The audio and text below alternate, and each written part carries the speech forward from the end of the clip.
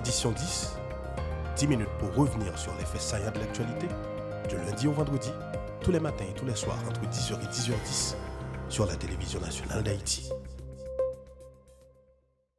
Nous sommes le jeudi 10 octobre 2024. Mesdames, Messieurs, bonsoir. Très heureuse de vous retrouver pour la 4e sortie d'édition 10 pour cette semaine. Au micro pour la présentation, Micheline Destiné. Dans l'actualité, le Conseil présidentiel de transition a rencontré le jeudi 10 octobre 2024 à la Villa d'accueil les membres du corps diplomatique et les responsables des organisations internationales en Haïti autour de la déportation massive des migrants haïtiens par les autorités dominicaines. Le CPT juge condamnable la décision du gouvernement dominicain d'expulser massivement nos compatriotes évoluant sur son territoire au grand mépris de leurs droits préconisés par les conventions internationales sur la migration. Dans la même veine, les voix continuent de s'élever pour condamner les expulsions massives de nos compatriotes par la République dominicaine. La dernière réaction vient du groupe d'appui aux réfugiés et rapatriés qui estime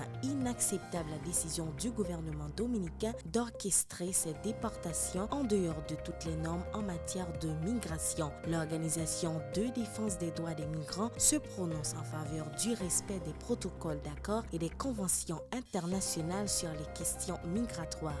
Plus loin, le GAR a exprimé ses inquiétudes du fait que la plupart des personnes expulsées ne disposent pas vraiment de la nationalité haïtienne. Suivez les précisions de Sam Guillaume, responsable de communication et de plaidoyer de GAR au micro de Rodney d'Orléans et Bernard Marseille. Sorti premier pour arriver 9 octobre 2024 là, migration dominicaine rivé rapatrier 9285 migrants haïtiens. Parmi eux, nous joignons 7701 garçons, 1308 femmes, 178 petites filles et 98 petits garçons. Décision pour la République dominicaine rapatrier 10 000 migrants haïtiens chaque semaine, non? Pas l'autre bagaille sinon renforcer coucou yo lagué des migrants haïtiens depuis environ 3 l'année. Dans façon yo faire rapatriement yo, pas gen aucun protocole accord ou bien convention qui respecté. Yo bat moun yo violé yo. Yo pas ba chance pour yo prendre ça qui est important pour yo, qui c'est femme enceinte, ti moun qui gen handicap ou bien grand moun. Yo empilé yo dans un petit caloge. Jouk yo al lage yo côté yo fermé sans manger, sans yo pas joindre l'eau pour yo boire pendant c'est à terre abdomen dans ciment et jusqu'à ce que yo vienne lage yo là ben nous sous frontière. Autre point dans l'actualité, la République de Chine-Taïwan a célébré son 113e année d'existence le 10 octobre 2024. Pour marquer cette date, l'ambassade du Taïwan en Haïti a organisé une cérémonie à Pétionville en présence de plusieurs personnalités, dont le président du Conseil présidentiel de transition, Leslie Voltaire. L'occasion pour l'ambassadeur taïwanais Shen Hao de saluer la bonne santé de la coopération entre les deux pays. Il s'est aussi félicité des progrès économiques réalisés par le Taïwan qui fait partie des pays émergents. Pour sa part, le président du CPT, Leslie Voltaire, a salué cette date historique et promis de s'atteler au renforcement de la coopération entre Haïti et le Taïwan. Il a profité de l'occasion pour faire état de la nécessité de réorganiser la diplomatie haïtienne et de la mettre au service du développement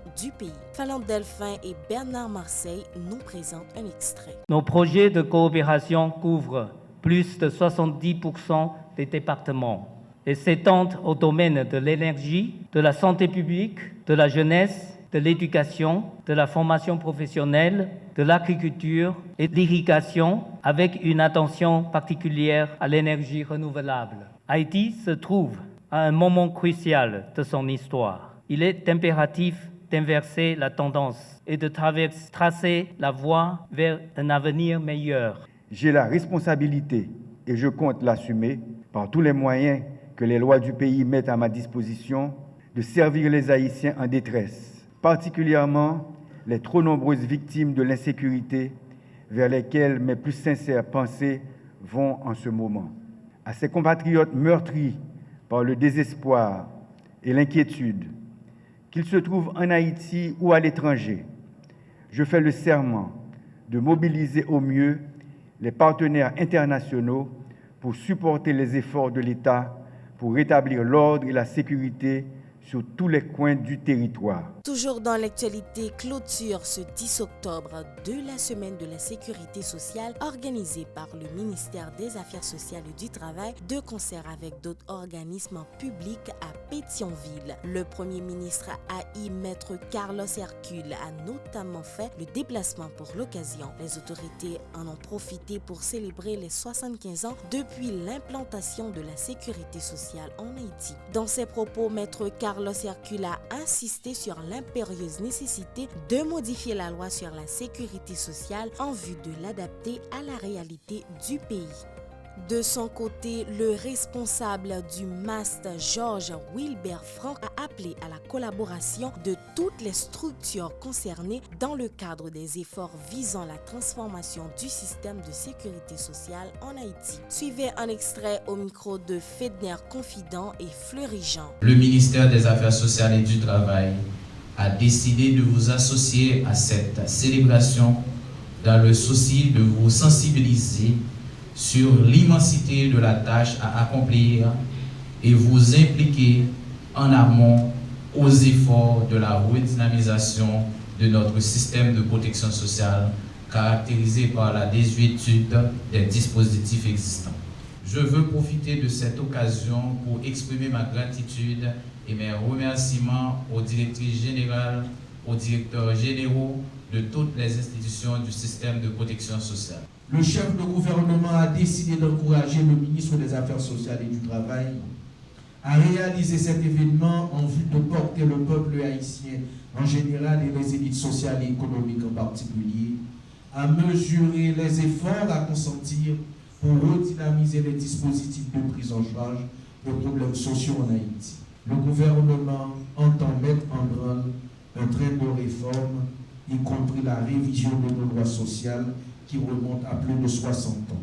Les informations se poursuivent. La police nationale d'Haïti a renforcé sa présence dans l'Artibonite suite à l'attaque meurtrière du gang de Savien à Ponsondé dans la nuit du 2 au 3 octobre 2024, a rassuré le porte-parole de l'institution policière, Michel-Ange Louis Jeune. Plusieurs dizaines de personnes ont été tuées et d'autres blessées lors de cette nouvelle escalade de la violence dans ce département. Selon le commissaire Michel-Ange Louis Jeune, les agents de l'ordre ont déjà mené plusieurs opérations dans le fief du gang Kokorat sans race à la Croix-Péris et aux alentours de Savien. Il a donné la garantie que la traque des malfrats se poursuivra en vue de permettre à la population de vaquer en toute quiétude à ses activités. Michel-Ange Louis Jeune s'exprimait au micro de Louis Jean-Louis et Théodore Danius dans le cadre d'une interview à la TNH. Depuis attaque meurtrière dans bas Artibonite, plus particulièrement dans Ponsondé, commandement de la police là rapidement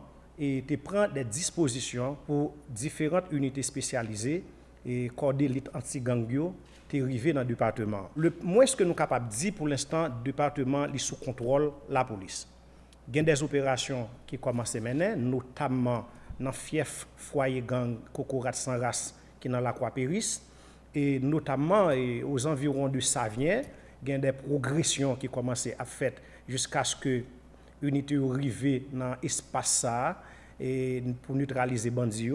Donc, il y a un ensemble de travail qui commence à faire. Par exemple, hier, le marché Ponsondé a fonctionné normalement. Et dans le principal axe, il y a plusieurs barrages routiers et côté bandits étaient considérés comme étant des points de rançonnage. Côté où tu as rançonné la population. Donc, la police est arrivée à libérer l'espace.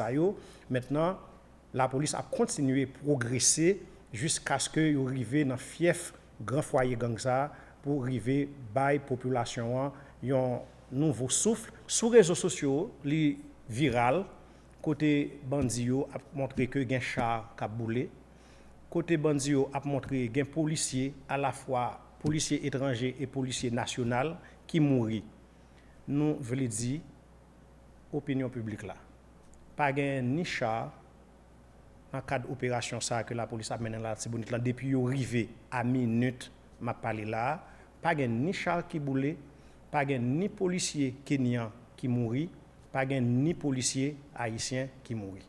Pour finir, le site du Bois Caïman a été officiellement inscrit le mercredi 9 octobre 2024 sur la liste des sites historiques et de mémoire liés à l'esclavage et la traite, a confirmé la délégation permanente d'Haïti à l'Organisation des Nations Unies pour l'éducation, la science et la culture, UNESCO. Une inscription qui entre dans le cadre du 30e anniversaire du programme de l'UNESCO baptisé La Route de l'esclavage, initié en 1994 par Haïti et le Bénin. La délégation se réjouit de l'intégration du site du Bois Caïman dans le réseau de l'UNESCO pour les sites qui restent attachés à l'histoire et à la mémoire de l'esclavage. Pour la délégation, c'est l'aboutissement des efforts de la Commission nationale de coopération avec l'UNESCO, de la chaire de l'UNESCO, Histoire et patrimoine au sein de l'Université d'État d'Haïti, UEH, et du comité scientifique haïtien de la route de l'esclave. En janvier 2024, le gouvernement haïtien avait effectué le dépôt de candidature de cette inscription visant à valoriser le patrimoine du pays et célébrer la mémoire du peuple haïtien. Le site du Bois Caïman a charrié les valeurs universelles de liberté, d'égalité et de dignité, amenant ainsi l'UNESCO à adopter la date du 23 août pour commémorer la journée internationale contre la traite des esclaves et son abolition. La ministre des Affaires étrangères et des cultes, Dominique Dupuis, a salué cette décision qui intervient à un moment où le pays vit l'une des périodes les plus sombres de son histoire.